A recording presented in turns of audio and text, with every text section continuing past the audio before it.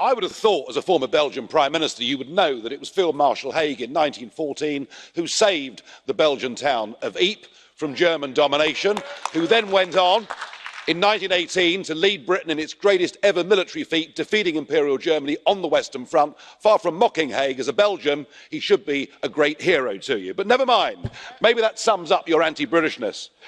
Sticking with Belgium, I thought what happened at the summit last week was a national humiliation, an impasse, because we have in Mrs May a Prime Minister who hasn't got the courage, who hasn't got the vision to carry out her many repeated promises, namely to take us out of the European Union this Friday, March the 29th. It is not happening, and we're witnessing a slow motion betrayal, perhaps the greatest betrayal of any democratic vote in the history of our nation. And the reason, of course, is this withdrawal treaty. And I'll go back to the First World War. We won the war, but we had the Treaty of Versailles, and this treaty is the modern day equivalent. We have a reparations bill of £39 billion we have to pay for nothing in return. We have the annexation of a part of our national territory in the shape of Northern Ireland.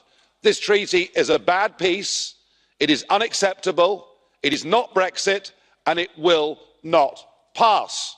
Now, I know that you're all getting terribly excited about what the House of Commons may do over the course of the next week, and we know what they'll do. They'll come back with some form of agreement around a customs union and the continued free movement of people.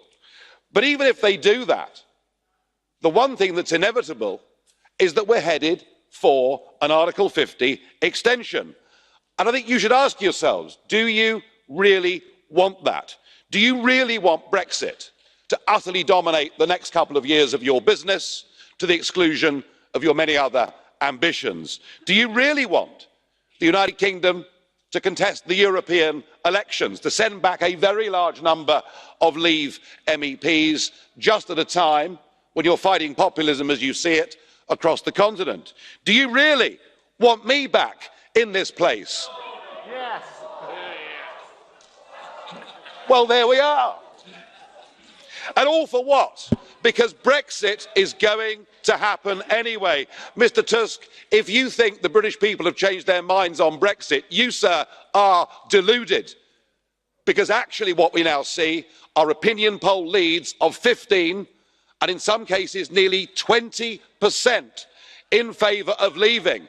If we had another referendum, Leave would win it by a bigger margin. So why put yourselves through years of agony?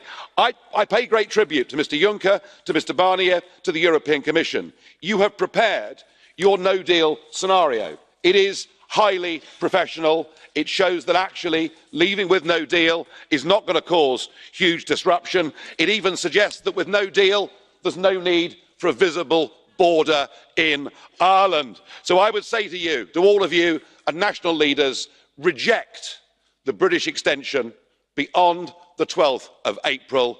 Get Britain out, and then we can all just get on with the rest of our lives.